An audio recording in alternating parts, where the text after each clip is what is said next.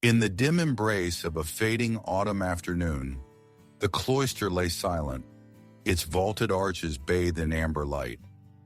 The ancient stones held the scent of rain and ivy, and the only sound was the faint rustle of robes as Sister Eleanor moved along the colonnade. She had walked these paths 1,000 times, yet today felt different. The air seemed heavier, as if the walls themselves were holding their breath.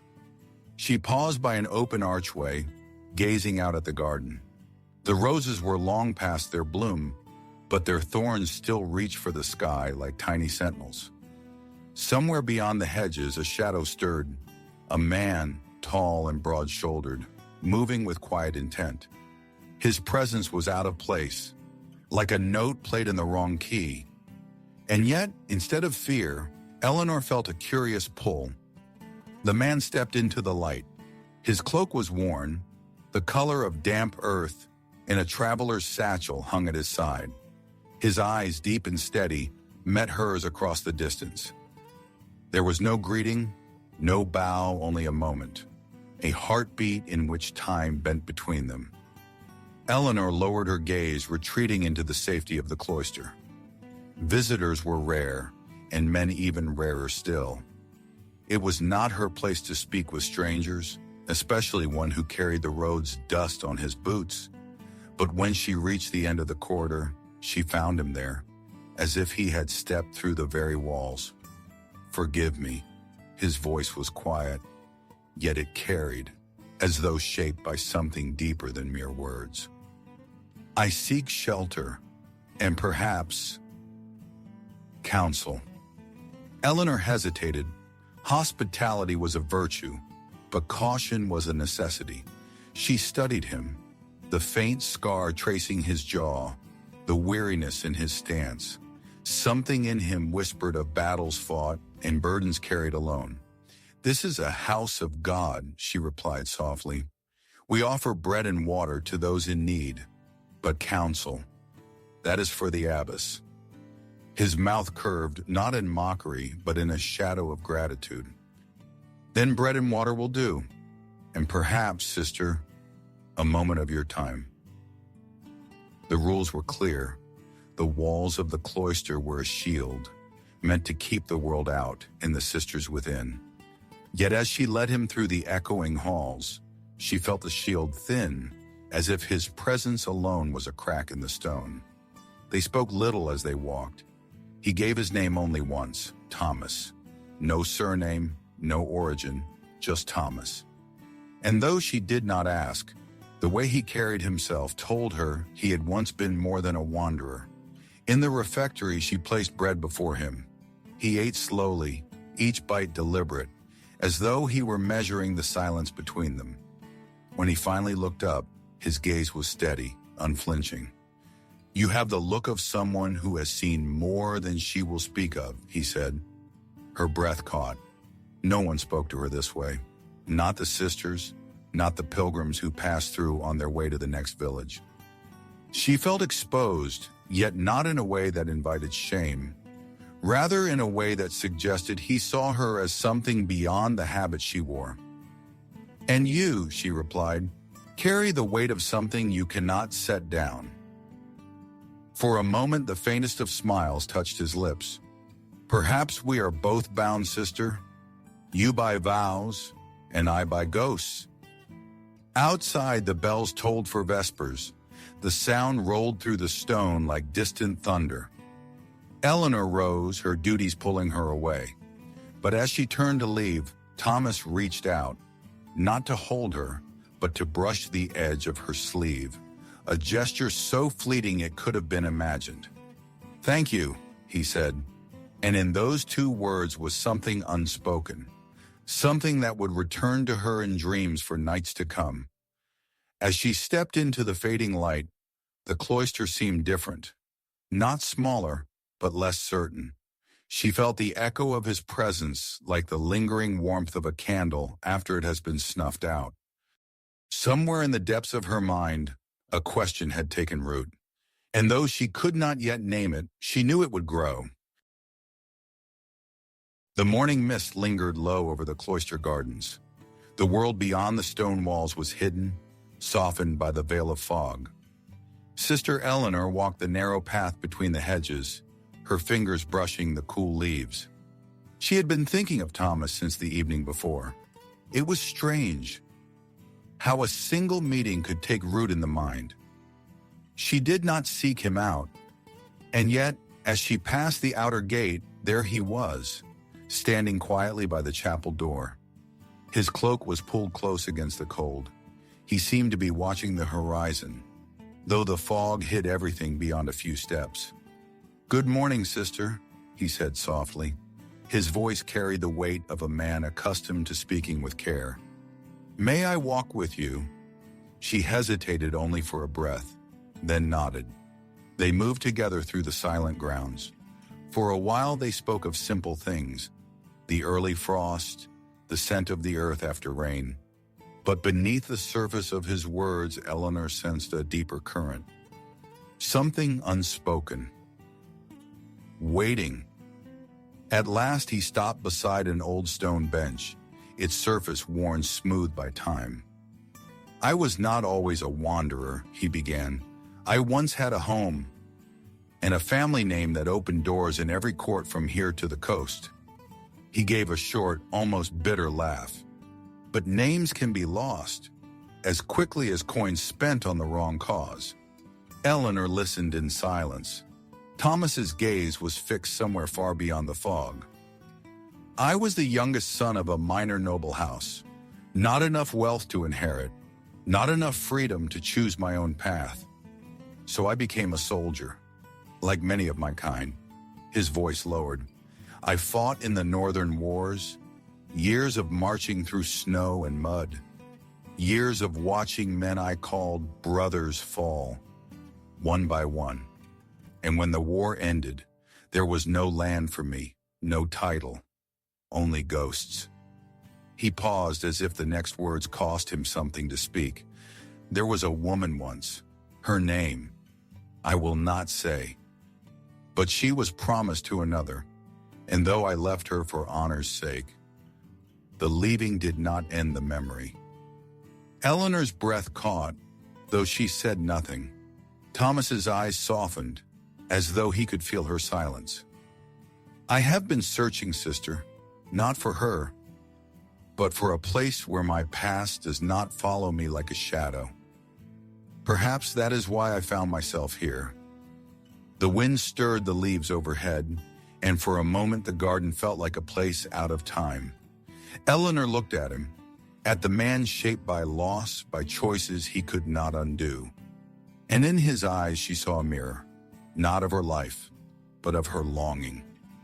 The cloister bell rang, breaking the moment. Eleanor turned toward the sound, her hands clasped before her.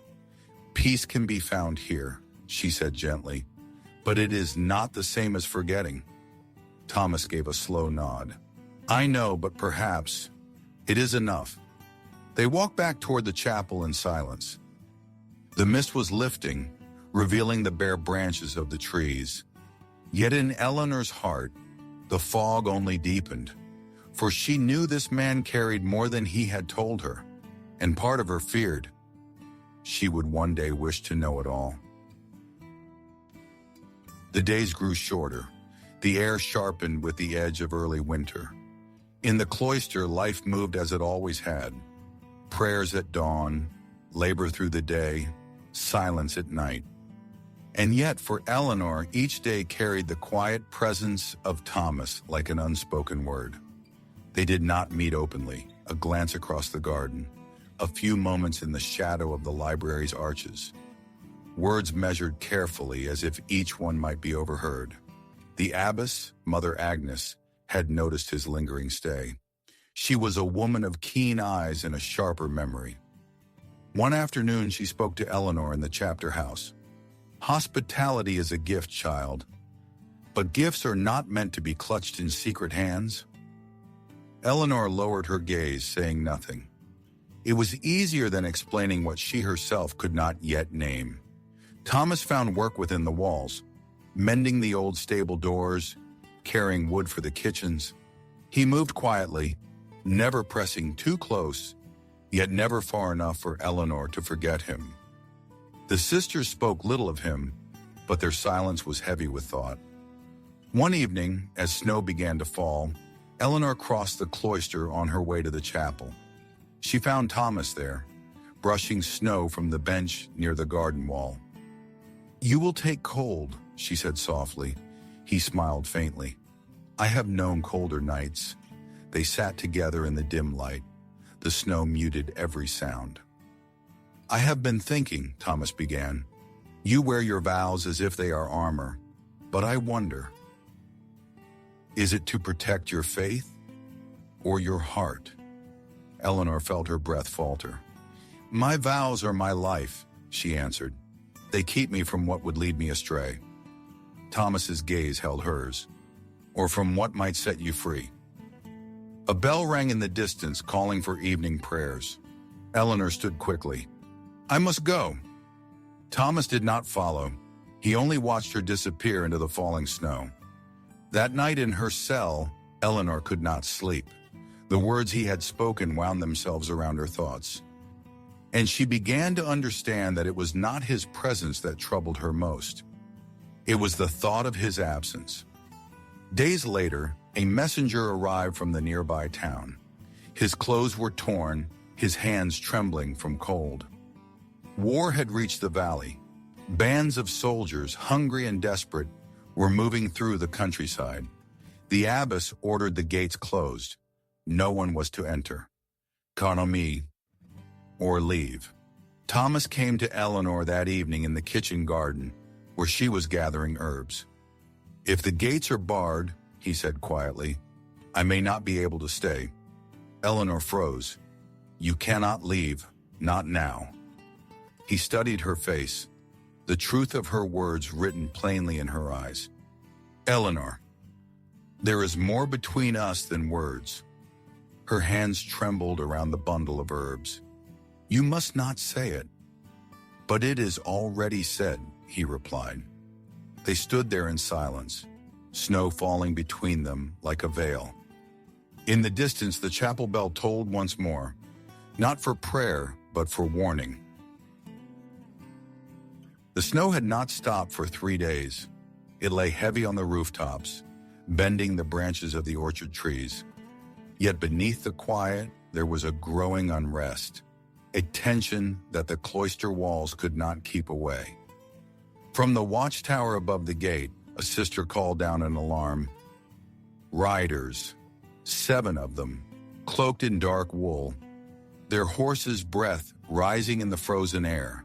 They carried no banners, but their swords were plain enough. Mother Agnes ordered the gates barred. The sisters gathered in the chapel, their prayers rising with the scent of cold incense. Eleanor knelt among them, yet her mind wandered. Thomas, where was he? She found him in the stables, checking the straps on an old mare's saddle. "You're leaving," she said. His answer was a long silence. "They will search this place," he replied at last. "They're not here for prayer. They're here for what they think we're hiding." "What could we be hiding?" Eleanor asked. Thomas's gaze met hers. "You, perhaps, or me, or both." A shout rang out from the courtyard. The riders had reached the gate. Their leader, a tall man with a scar running from temple to jaw, demanded entry in the name of the Lord of the Valley. Mother Agnes stood firm. "This is a house of God. You may not enter without cause." The man smiled without warmth. "Our cause is war, Mother, and in war, even God's houses have doors to be open." Hours passed in tense negotiation. The riders did not leave. They camped outside the gates, their firelight flickering against the snow. From her narrow window, Eleanor watched the glow like a warning lantern in the night. Thomas came to her in the cloister after compline. "I may need to face them," he said quietly. "They will not leave without something. And if I am what they came for..." Eleanor gripped his hand before she could think. "You will not go to them." But his eyes told her he already had decided. The next morning, before the sun had risen, Thomas was gone from his bed in the guest quarters. The gate was still barred, but the wall near the stables bore fresh footprints in the snow. Eleanor felt the cold in her bones. For the first time since he had arrived, the cloister felt truly empty, and in the valley below, the fires of the riders burned on. The valley lay in uneasy silence. The riders were gone, but so was Thomas. Days passed. Snow melted to cold rain. The cloister returned to its prayers. Yet something in the air had changed. Eleanor moved through her duties in a quiet haze. Every shadow seemed to carry his shape. Every gust of wind through the cloister garden whispered his name. One evening, while gathering linens from the infirmary, she noticed Sister Beatrice sitting alone by the fire. The older woman's face was pale, her breathing slow. "You should be in bed," Eleanor said softly. "I have been." "More tired than usual," Beatrice replied. And then, a cough, dry, but deep. In the weeks that followed, more sisters began to fall ill. At first it was only fatigue, then fevers. Then voices grew hoarse and hands shook at the altar. Mother Agnes kept the illness quiet. No word was sent beyond the cloister walls, but Eleanor could feel the weight of secrecy pressing down on them all. And in her heart a sharper fear grew. Where was Thomas now? Did he know the danger here? Late one night, as Eleanor washed the floor of the infirmary, she found Beatrice sitting upright, staring at the door. "There was a man," she whispered. "He stood there, in the rain, watching." Eleanor turned sharply, but the doorway was empty. The next morning, a bundle of firewood was found by the outer wall, fresh, dry. No one knew who had left it. By then, Eleanor herself had begun to feel the weight in her chest, the weariness in her limbs. It was more than the season, more than worry. Something had entered the cloister, and it would not leave easily. And still, in the rain outside, someone was watching. Winter loosened its grip on the valley. The snow withdrew to the mountain peaks, leaving the lowlands slick with thaw. Word reached the cloister. The Lord of the Valley was holding a great feast, a gathering for nobles, merchants, and any with news of the unrest. Mother Agnes, reluctant but bound by courtesy, sent 2 sisters to attend. Eleanor was among them. It was rare for her to leave the cloister walls, rarer still to walk into the halls of power. The Lord's manor was a place of stone and gold. Candles flared in silver sconces, their light caught in polished shields along the walls. Music drifted above the murmur of voices. The scent of roasted meat and spiced wine filled the air. Eleanor moved through the hall like a shadow. She was not made for such places. But then, across the crowd, she saw him, Thomas. He stood near the hearth, dressed in the dark tunic of a retainer. Not the worn traveler's cloak she knew, but the garb of a man in service. Their eyes met. For a heartbeat, the hall seemed to still. He did not come to her. Instead, as the feast drew on, he slipped away into the shadows beyond the great door. Without thought, Eleanor followed. The corridors were narrow, lined with cold stone. She found him at the end of one, speaking in low tones to a man she did not know. A man whose hand rested too easily on the hilt of his dagger. When Thomas saw her, his expression changed. Surprise, then caution. "You should not be here," he said quietly. "Neither should you," she answered. The stranger gave Thomas a short nod and vanished into the dark. Thomas stepped toward her, lowering his voice. "This is not a place for truth, Eleanor. Too many ears, too many knives." Before she could speak again, a commotion rose from the great hall. A shout, the sound of steel drawn against steel. Thomas pulled her into a side passage just as men ran past, armed, shouting, their faces set in grim lines. Through the narrow slit of a window, Eleanor saw the courtyard below. Soldiers clashing, torches spilling light across the wet stones. "War has already reached this house," Thomas said. "It will not be long before it reaches yours." Somewhere behind them, a cry rang out. and in the echo of it, the manor doors slammed shut. The night after the feast was filled with wind. It carried the scent of rain and something darker. Eleanor returned to the cloister under guard, the manor gates opening for her only at dawn. The sisters met her with relief, but also questions she could not answer. Thomas had not returned with her, and the unrest in the valley was now impossible to ignore. 2 days later, the illness in the cloister worsened. Sister Beatrice could no longer rise from her bed. Mother Agnes herself grew pale, her hands trembling when she lifted the chalice at Mass. Eleanor worked in the infirmary from dawn until nightfall. She moved between the beds, whispering prayers, tending fevered brows.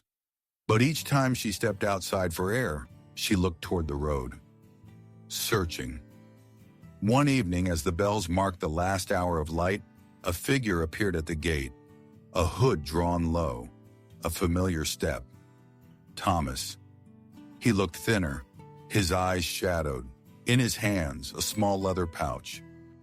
"For the fever," he said quietly, "herbs from the southern hills, strong enough to break it, if taken in time." Eleanor took the pouch, her fingers brushing his. "You should come inside." He shook his head. "They will follow me if I stay, and I cannot bring that here." Rain began to fall, cold and steady. "You cannot keep running forever," she said. "I can try," he answered, almost smiling. They stood in silence for a long moment, the rain pooling at their feet. Then Thomas stepped forward, taking her hands fully in his. "I do not ask you to break your vows, Eleanor, only to remember me. When the bells ring at dawn." Her voice was barely a whisper. "I will." He pressed his forehead to hers, the touch fleeting but certain. Then he turned, walking into the rain until his shape was lost to the night. The herbs worked.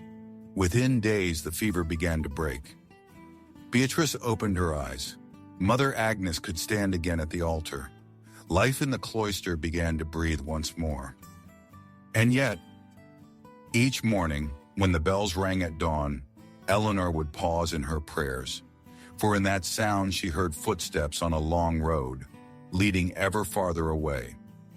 No one knew if Thomas lived, or if he ever reached the place he sought. But in the quiet of her cell, Eleanor kept the leather pouch, empty now, on the small shelf above her bed, a reminder of the man who had come to her in winter, and left her with a question she would carry for the rest of her life. The days after the rain came quietly, no more riders at the gate, no more whispers of war carried on the wind, only the steady rhythm of cloister life, and the absence that lingered like a shadow in the arches. Spring began to touch the valley, snow withdrew into the mountains, leaving the gardens wet and breathing again. The apple trees wore their first buds. The air smelled faintly of earth and new leaves. Eleanor walked the garden paths each morning, her hands trailing over the low stone walls. The leather pouch still sat on the shelf above her bed, empty now but heavier than any treasure.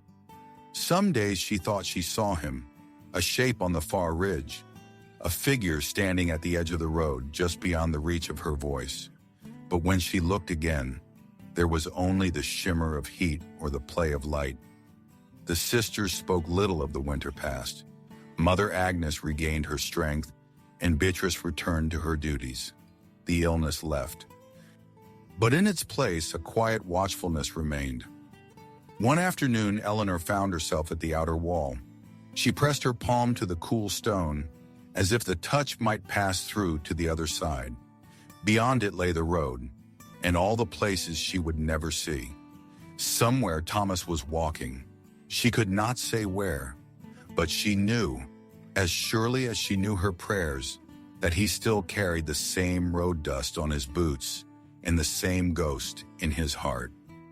The bells rang for vespers. The sound rolled over the valley, settling among the hills like a soft veil. Eleanor turned back toward the cloister.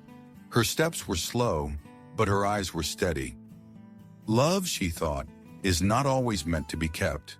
Sometimes it is meant to be carried, like a candle in the wind, and so she carried it. Years passed quietly in the cloister.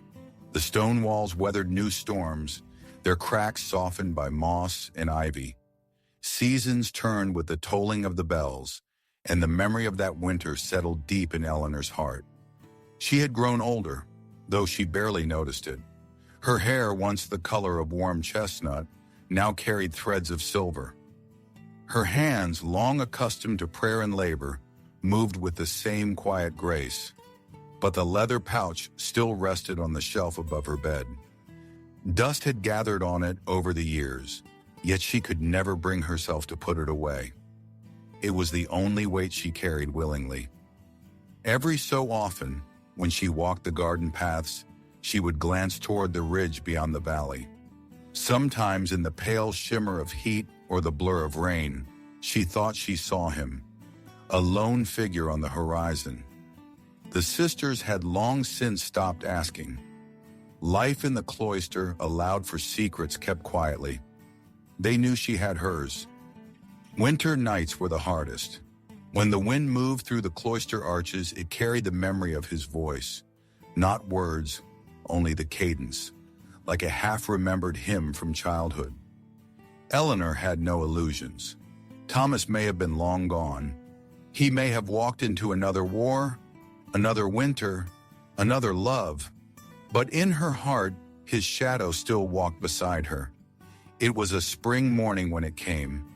The gatekeeper, Sister Margaret, brought it to her hands, a folded parchment sealed with plain wax. No crest, no name. She hesitated before breaking the seal. Inside, and only a few lines, written in a firm, careful hand. Eleanor, if these words reach you, then know that I have walked far since the winter we last spoke. The road has been long and often without kindness, but I have carried the memory of our days in the cloister as one carries a light against the dark. I do not ask you to remember me, for I know you have never forgotten. I only wish you to know that I have found a place to rest. It is not the cloister, and it is not the life I once sought, but it is enough. When the bells ring at dawn, think of me as I think of you. Thomas. Her hands trembled. The words blurred as the tears gathered, but she held the parchment close, as if the ink itself carried warmth. She never told the others about the letter. It was a message meant for her alone. In the quiet of her cell, she read it again and again, until she knew every word by heart. Summer came to the valley with a gentle hand. The orchards hung heavy with fruit. Children's laughter carried from the village below. And the cloister walls, ancient and steady, watched over it all. One afternoon, Eleanor stood at the garden wall. The air shimmered with heat, the scent of ripening apples drifting upward. Somewhere far down the road, a small column of dust rose, the mark of a traveler. Her heart beat slower, not faster. Time had changed her. She no longer longed for the running of feet toward her, nor the sudden rush of a familiar voice. Instead, she wished only for peace. The figure drew closer, but never near enough to see clearly. Perhaps it was Thomas, perhaps not. She did not call out. When the bells rang for vespers, she turned and walked back toward the chapel. The road would always be there, and somewhere upon it, Thomas would always be walking. In the end, she realized love had not been taken from her. It had simply taken another form, one that lived quietly in her prayers and in the small, steady rhythm of her days. As the sun dipped behind the hills, the cloister's shadow stretched long across the garden. And in that shadow, Eleanor smiled.